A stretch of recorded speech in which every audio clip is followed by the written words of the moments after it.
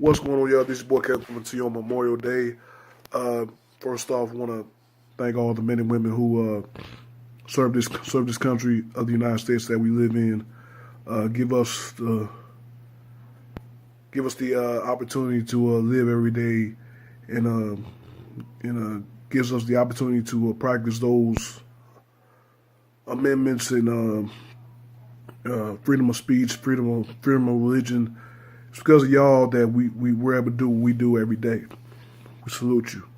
But it's 11:40 on this Memorial Day, and we'll go back to last night, talk about Game 7 of the Eastern Conference Finals between the Cavs and the Celtics. Winner go home. Cavs won. 87-79 was the final score. The Cleveland Cavaliers advanced to their fourth straight NBA Finals. LeBron James advances to his 8th straight NBA Finals. I'm going to just say that Game 7 probably was the most horrific shooting night from both teams. The most horrific shooting game that I've ever seen from both teams. Maybe not ever seen, but I mean, it was up there. That was just horrible last night. I mean, especially Boston, man. Boston shot 34% as a team.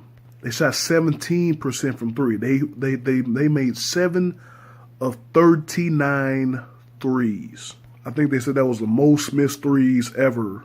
It's one of the worst shooting percentages ever for a team that was at home in Game 7. I mean, Cleveland didn't shoot that much better either.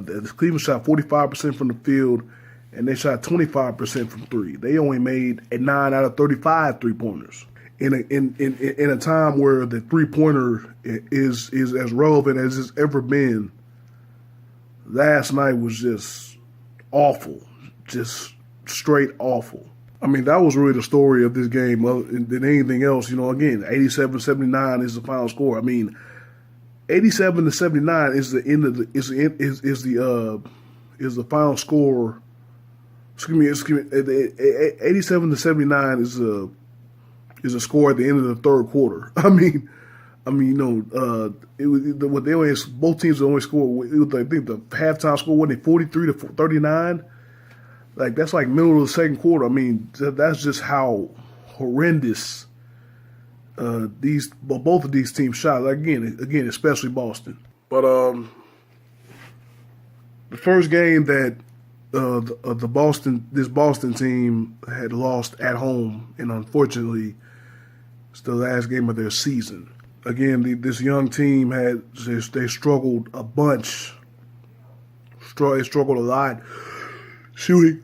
I'll get to that later, but yeah, it was just all around bad shooting night. Of course, LeBron James did what he had to do for the Cavaliers. Jeff Green helped him. I'm gonna get to them in a second, but yeah, just not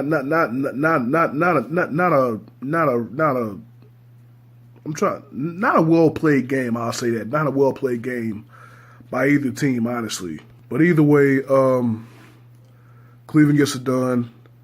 They went back to the finals. LeBron had a good game. We'll get to that quick soon. I just cannot get over how bad the shooting was. I know I mentioned it about 3-4 times. Man, it's just horrible. Just horrible. But getting to the box score, the winners go first here. Cleveland, of course, they were led by LeBron James. Another, I'm not gonna call it great. It really wasn't a great performance. It was a good performance by LeBron. I mean, we've seen him do better, especially in Game 7. He's averaging 34.9 points a game in Game 7 in his career, the highest total of anybody in the Game 7. But he was right on average last night when he ended with 35 points. He also had 15 rebounds and 5 assists to go with that. Excuse me, 9 assists. I don't know what I was thinking, but he had 9 assists to go with that. But again, the turnover bug bit LeBron again. He had 8 turnovers last night. I mean, LeBron has just gotten some real careless with his passes in this series against Boston. I mean, he's had games with 6 turnovers, 7 turnovers, 8 turnovers. Like, man, like, I mean, if Cleveland has any shot of beating the Warriors or the Rockets, I mean, their best player, I mean, you know, who's known as a pass first guy. I mean, he can't have turnovers like that because that's just pathetic. He's got to clean up his passing if Cleveland wants any slim chance of a hope of beating whoever comes out of the West. But again, big numbers on the night. He did it in a variety of ways. Driving to the basket, getting buckets, finding his open teammates. Although he probably could have more than 9 assists with Cleveland. Again, Cleveland struggling shooting as well. I mean, there was a lot of open opportunities for Cleveland that they didn't hit as well. So, I mean, again, I mean, he could have had more. He could have had a triple-double. I mean, obviously, with the passes that he was setting up, there were some good passes that led to good shots that didn't go in. And then there was just some passes where, like, come on, man, why are you making that pass? But of course, you know, LeBron put his imprint on the game by having some of the key plays of the game. Of course, you had a block on Rozier, which was really a foul because he got more of Rozier's hand than the ball on that dunk attempt by Rozier. And then for some stupid reason, he just stares at him as Cleveland's going down the court floor on a fast break. To have your best player just staring the ball down after he makes a block, which should have been a foul. I don't get that. Get your ass back on offense. You didn't even do shit. But I digress. He also got posterized by Jason Tatum, who did his thing for the Celtics. I mean, the Celtics are going to be great next year, man. They're definitely the team to beat in the Eastern Conference for at least the next few years. With that great young nucleus supporting cast, and then you have Gordon Hayward and Kyrie Irving coming back. I mean, unless Danny Ainge makes some moves in the offseason, which I don't think he will. I think that team is great. How it's constructed now. I would like to see them do some. I don't know who's up for contract with Boston, but whoever it is, especially if it's anybody that's of importance like a Al Horford or somebody like that, I think you do your best to bring him back because he played great, even though he didn't play too well on the road in Cleveland, but he tried to do his best at home. So, and of course, Horford knows a little bit about getting dismissed by LeBron in the final. In the Eastern Conference Finals, because of course, you know, all those times that he was those. I think it was like 2 or 3 times where he was eliminated. His team was eliminated when he was playing with the Hawks. When they were eliminated by LeBron, so he's got some experience losing to LeBron in these conference playoffs. But back to subject. This whole playoffs has been about LeBron James having great individual performances, and but his team him not getting much help from his teammates. That wasn't the case tonight. LeBron definitely got the help that he needed tonight. Again, he didn't even have to score 40 points. I thought LeBron might need to have 40, 50 points to a win tonight, but he didn't have to because Jeff Green really stepped up for the Cavs tonight. Green had 19 points and 8 rebounds tonight. Huge, again, on both sides of the ball. Green hit some key three-pointers. He was only 2 of 9, but he hit some. The 2 that he hit was key. He drove to the bucket, got a couple baskets. Green definitely stepped up tonight. He was 7 of 14 from the field. Of course, LeBron told a story yesterday on his post-game press conference about how Green in 2012 had open heart surgery. Wasn't supposed to play basketball again, but somehow he's back on the court and is still a big time player on a big time team. Because of course he's played he's played with some good teams in the past. Of course, remember his stint with OKC with Durant, Westbrook, and Harden.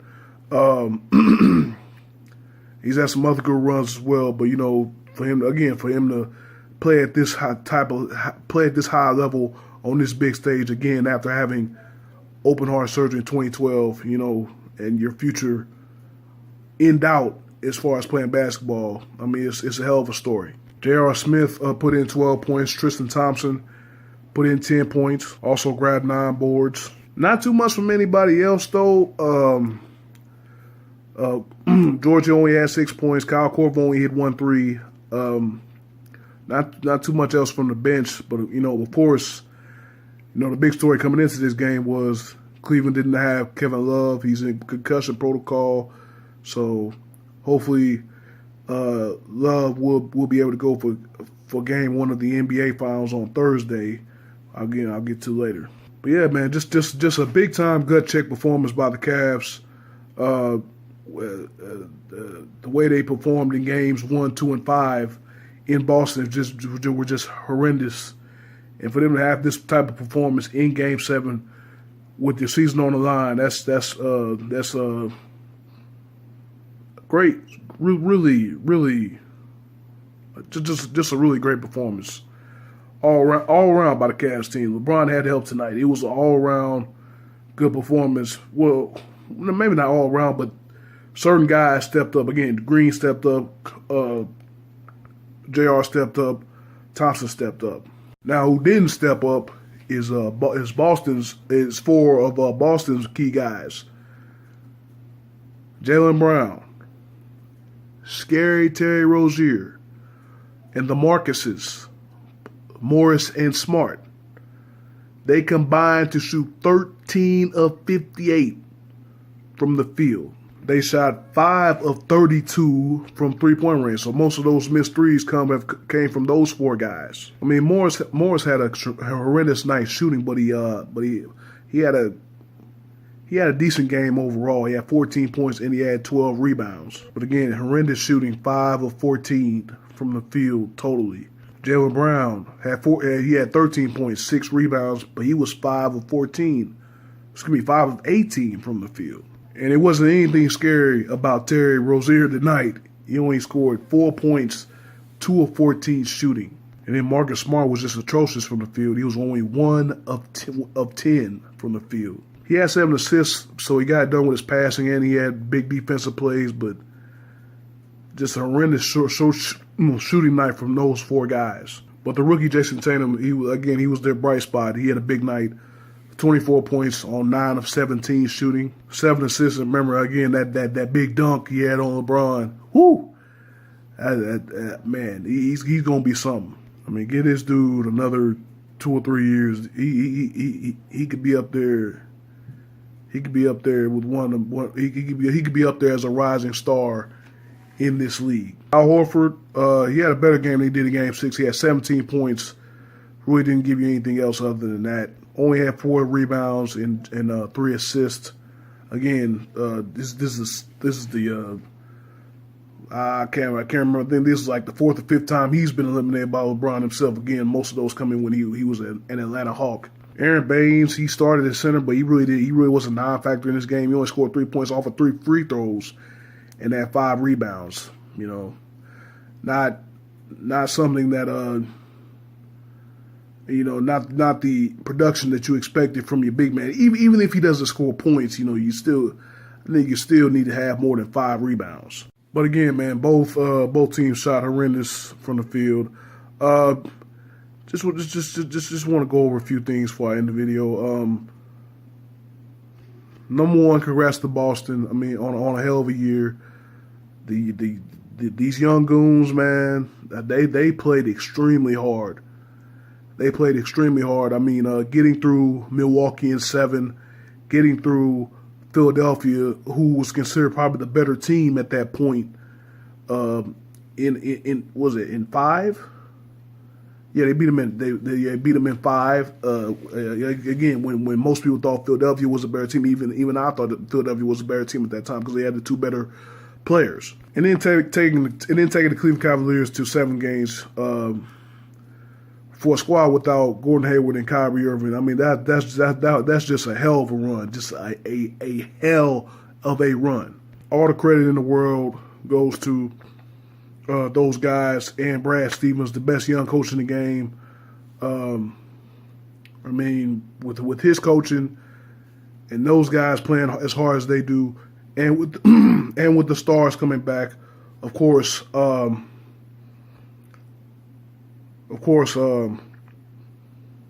Boston will be the favorite in the East. Boston will be the favorite in the East. It doesn't even matter where LeBron goes. If LeBron goes to Philadelphia, I still think Boston will be the favorite. If LeBron stays in Cleveland, I still think Boston will be the favorite. I mean, this team can dominate the Eastern Conference for the next 3 to 5 years. Well, that is if they keep everybody intact. And if those pieces can still perform as well as they performed in these playoffs.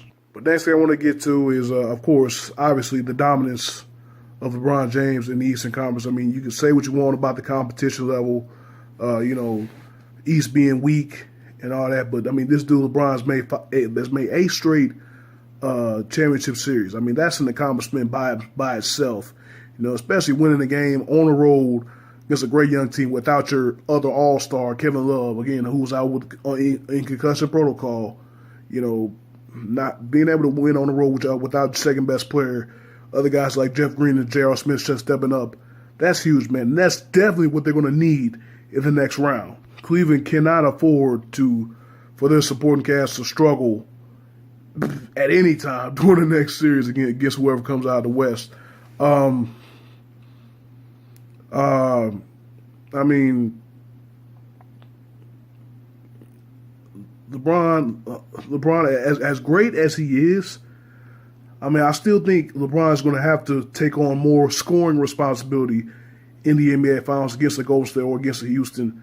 I mean, of course, the sports cast is going to have to step up, but I just feel that LeBron has been too passive in these playoffs. I'm saying it. I think LeBron's going to have to look more for his shot in the NBA Finals against the Warriors or the Rockets, because I think that's the only way that they have a chance. I mean, if LeBron keeps passing off to his teammates and his teammates are not hitting open shots, or LeBron continues to want to lull the guy to sleep and then try to take a hard mid-range or 3-point shot, and he misses those. I mean, you can't miss against you're not going to be able to get away with what you got away with against Boston, against Toronto, against Indiana. You're not going to be able to do that against these two teams in the West, especially if they have to play the Warriors again. I mean, with the way Cleveland has played through all these 3 series, if they've had to face the Warriors, it might be a legitimate sweep this year. I'm talking about 4-0, not a gentleman's 4 games to 1 sweep. It might be like a literal 4-0 sweep. So LeBron's got to step up. I mean, he played all game yesterday. I mean, I feel that's what he needed to do. Because Game 7, your season's on the line. LeBron, you got to go, and he's going to definitely have to do that in this series. I mean, if I'm Coach Ty Lue, there's no shoot around for LeBron. there's no morning shoot around. Don't even warm up at game time. Just come out before the national anthem. Just stand, and then sit down and just get ready for the game. Start lineup and all that. Don't do anything. Don't even come out for halftime. Don't come out till halftime. It's about a minute left till it's time to play. I mean, LeBron can't do anything other than just play the game. I mean, because you're gonna need all of his energy, every bit of ounce of energy that he can build up. Cleveland's gonna need all of that. And they're definitely going to need more, but they're going to need every ounce of LeBron's energy. So, I mean, I would not have LeBron do anything. No shoot around, no pregame, no anything. Just come out, get ready to play. That's all we need you to do. Of course, we're going to have the role guys step up. Have Kevin Love. He's going to have the series of his life. I mean, seriously, because in the 2 series that he's played over the Warriors, remember he missed the 2015 when he had the shoulder injury. In the 2 series that Love has played, the Warriors, he's just been awful. He's just been straight awful. I mean, obviously they go at him. The Warriors have went at him defensively. Of course, the switch on pick and rolls where he's guarded Steph Curry, he's guarded Kevin Durant, and they've just ran him around in circles. Yeah, but Kevin Love's going to have a huge series if Cleveland even has a shot, and the support cast will have to step up on the road as well. But with that being said, Game 7 in the Western Conference Finals tonight between Golden State and Houston. I picked the Warriors to win in 6. Of course, that didn't happen, so I'm definitely going with the Warriors tonight, especially with Chris Paul with the game time decision, Gippy hamstring. I don't know if he's going to play, and even if he does play, he's not going to be as effective as the Houston would need him to be. So I'm obviously got the Warriors in Game 7, and the fourth installment of Cavs versus Warriors. Either way, whoever comes out of the West, I think either way they're going to beat Cleveland. Warriors in a gentleman's sweep in 5. Or in Houston in 7. So LeBron's my favorite player. I'd hate to see him have a 6th finals loss on his record, but I mean, it is what it is. I mean, depending on what he does next year. I mean, I've doubted that Cleveland since the Toronto series, they proved me wrong. So hopefully, me going against them proves me wrong again, and somehow LeBron comes out with his 4th ring, even though his chance is slim to none, and Slim tried to walk out the building. Anyway, thank you guys for watching, and I'm going to see you on the next video.